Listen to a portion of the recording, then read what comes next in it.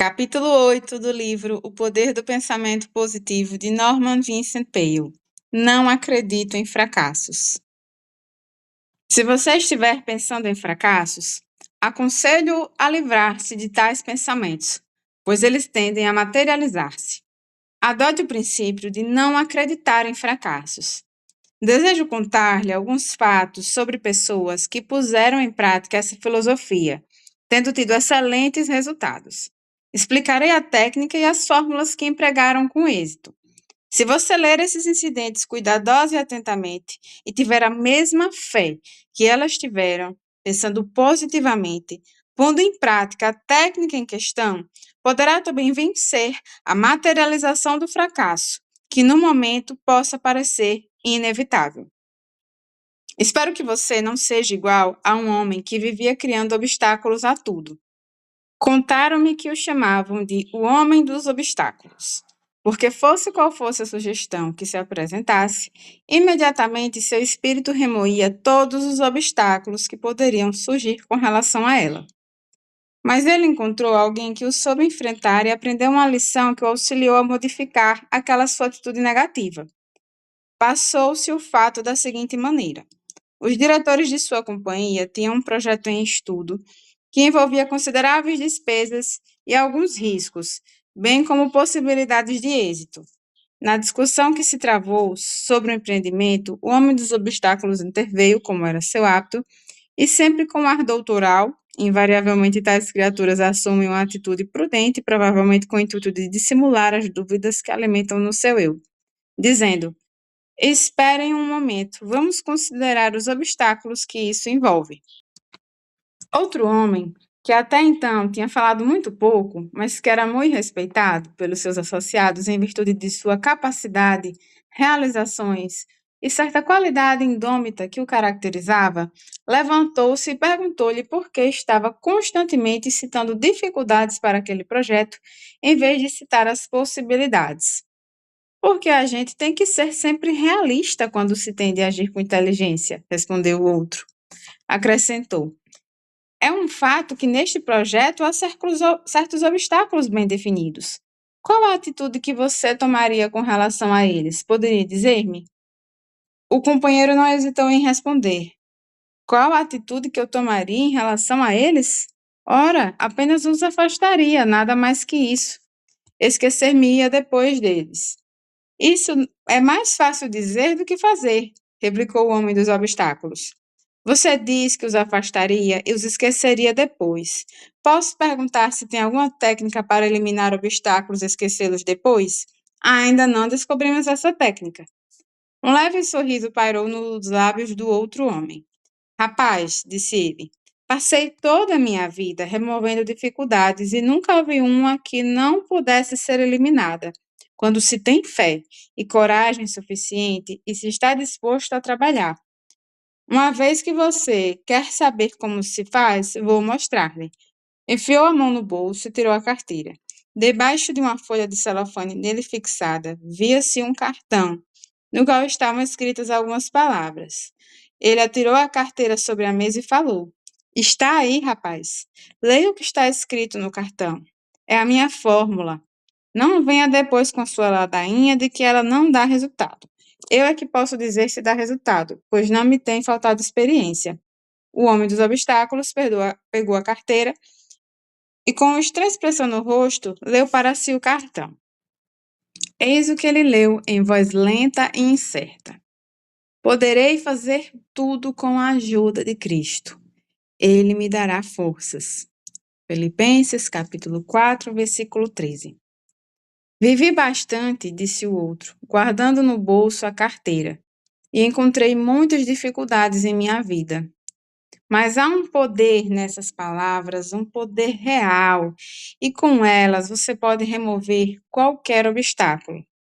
Disse aquilo com confiança, e todos sabiam que estava falando seriamente.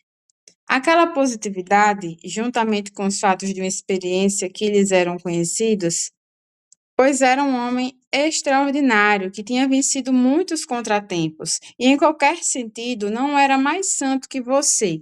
Convenceu os companheiros que se achavam sentados àquela mesa redonda. Seja como for, o fato é que não se ouviu mais aquela conversa negativa. O projeto foi posto em execução e, a despeito das dificuldades e riscos, foi coroado de êxito.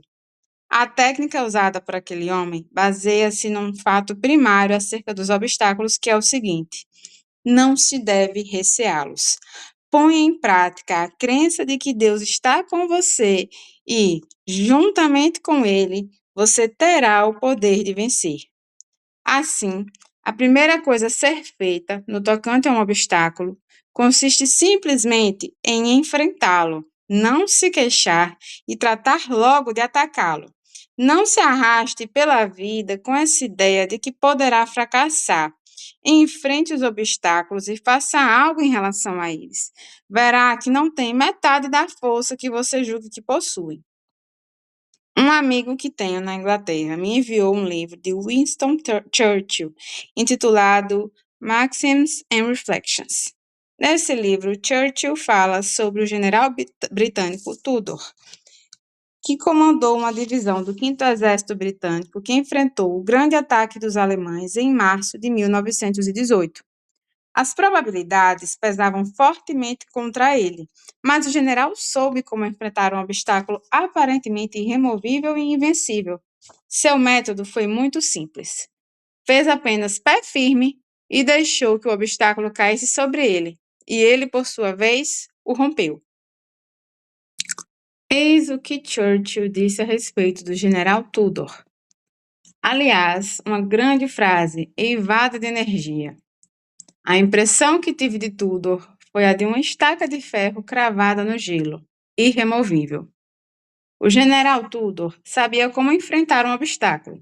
Basta enfrentá-lo, apenas isso. Não ceda, e ele acabará rompendo-se. Você o romperá. Alguma coisa tem que se romper. Não será você, mas sim o obstáculo. É o que você poderá fazer se tiver fé, fé em Deus, fé em si mesmo. A fé é a principal qualidade que você necessita, é o suficiente, de fato é mais que suficiente. Use a fórmula que aquele negociante sugeriu, que ela desenvolverá essa qualidade de fé poderosa em Deus e em si mesmo. Você aprenderá a conhecer a si mesmo, sua capacidade e o poder de realizar as coisas. Adquirirá esse domínio no mesmo grau em que a sua atitude for passando da reação negativa para a reação positiva. Poderá então dizer a si mesmo, com segurança, em qualquer circunstância, que não acredita em fracassos. Tome, por exemplo, a história de Gonzalez, que ganhou o campeonato de tênis uns anos atrás, após uma árdua disputa. Era quase desconhecido. Por causa do mau tempo, não tinha podido aperfeiçoar o seu jogo antes do torneio. O cronista esportivo de um jornal metropolitano, a analisar Gonzalez, disse que havia certos defeitos em sua técnica. Declarou em sua opinião que provavelmente já haviam aparecido na quadra de tênis maiores campeões, mas soube reconhecer em Gonzalez belos lançamentos e rebatidas. Mas o fator que o fez conquistar o campeonato, escreveu o cronista, foi a sua resistência e o fato de que jamais deixava-se vencer pelas vicissitudes do jogo. Eis uma das frases mais sutis que até então li em noticiários esportivos. Ele jamais se deixou vencer pelas vicissitudes do jogo. Isso significa que, quando o jogo parecia estar contra ele, não deixava que o desânimo se apoderasse dele, nem que pensamentos negativos lhe dominassem o espírito. Seria perder a força de que necessitava para alcançar a vitória. Aquela qualidade mental e espiritual fizeram-no um campeão. Sabia enfrentar os obstáculos, resistir a eles, sabia vencê-los. A fé alimenta a resistência. Ela contém a força que nos faz sustentar a luta, mesmo quando está difícil. Qualquer pessoa pode sustentar uma luta fácil, mas é preciso mais algum outro ingrediente para se prosseguir na luta quando ela se torna desfavorável. É um grande segredo esse, o de não se deixar vencer pelas vicissitudes do jogo. Você talvez retruque dizendo, mas você não conhece minhas circunstâncias. Estou numa situação diferente da de qualquer outra pessoa e desci na vida até onde uma criatura humana pode descer. Nesse caso, você é feliz, pois se desceu até o último ponto, quer isso dizer que já não há mais para onde descer. Há então apenas uma direção que pode tomar, e esta é a subida. Por conseguinte, sua situação é bem encorajadora, mas desejo que se acautele e não assuma essa atitude de achar-se numa situação que ninguém tenha chegado na vida. Não é o que pensa. Falando praticamente, poucas são as criaturas humanas que passam por experiências que não sejam comuns a todos. Há um fato que não se deve esquecer. Há pessoas que têm vencido todas as situações difíceis que se possa conceber, mesmo a situação em que você se encontra, que lhe parece completamente insolúvel. Era o que parecera a alguns outros, mas eles descobriram uma saída, um caminho para se reerguerem, um caminho que os salvou. Um dos mais animadores exemplos desse fato é a história de Amos Parrish, que 2 vezes por ano reúne centenas de dirigentes de lojas e de peritos de modas em 2 grandes convenções que se realizam no grande salão de baile do Hotel Waldorf Astoria, na cidade de Nova York. Nessas convenções, o Sr. Parrish ministra conselhos aos negociantes e seus associados sobre a tendência dos negócios, sobre mercadorias e métodos de vendas, bem como sobre outras questões importantes para a direção dos negócios. Tendo presenciado algumas dessas convenções, estou convencido de que os maiores valores que o Sr. Parrish transmite aos seus clientes são a coragem e o pensamento positivo, uma profunda fé que ele incute em todos e a confiança de que todos poderão vencer suas dificuldades. Ele parece o exemplo vivo da filosofia que ministra aos seus ouvintes. Quando criança, era doentio. Além disso, era gago. Era muito sensível e vítima de um complexo de inferioridade. Julgava-se que não viveria por causa de sua fraqueza física. Mas um dia Amos Parrish passou por uma experiência espiritual. A fé desceu sobre o seu espírito e, desse tempo em diante, convenceu-se de que, com o auxílio de Deus e com a utilização de suas próprias forças, poderia vencer na vida. Desenvolveu uma extraordinária ideia, a de servir aos negociantes. Eles têm em tão alta valia sua sabedoria e inspiração em assuntos comerciais que não titubeiam em pagar altos honorários para assistir a 2 dias de sessões 2 vezes ao ano. Constitui para mim uma experiência tocante assistir, juntamente com aquela multidão no salão do hotel, aquelas reuniões e ouvir AP, como chamam afetuosamente, falar a todos aqueles importantes negociantes, homens e mulheres, o pensamento apenas imbuído de ideias positivas. Às vezes, ele tem grande dificuldade com a sua gagueira, mas não se deixa vencer por ela. Cita francamente e com humorismo. Certo dia, por exemplo, tentava dizer a palavra Cadillac.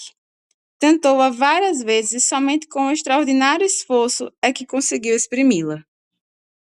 Comentou então: tenho dificuldade em falar a palavra Cadillac. Quanto mais comprar um. O auditório rompeu em estrondosa gargalhada, mas notei que todo mundo o olhava com expressão de afeto estampada no rosto. Todos saem da reunião em que ele fala com a convicção de que poderão também dominar suas dificuldades. Novamente, repito que não existe dificuldade que não possa ser superada.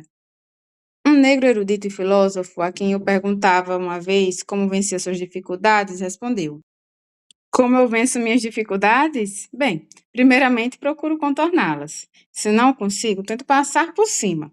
Se vejo que também é possível, atravesso-as. Acrescentou depois. É o que Deus e eu fazemos, atravessamos-las. Considere seriamente a fórmula daquele negociante que citamos no princípio deste capítulo. Pare de ler um instante e repita para si 5 vezes e cada vez termine com essa afirmativa. Tenho fé nessas palavras. Elas novamente.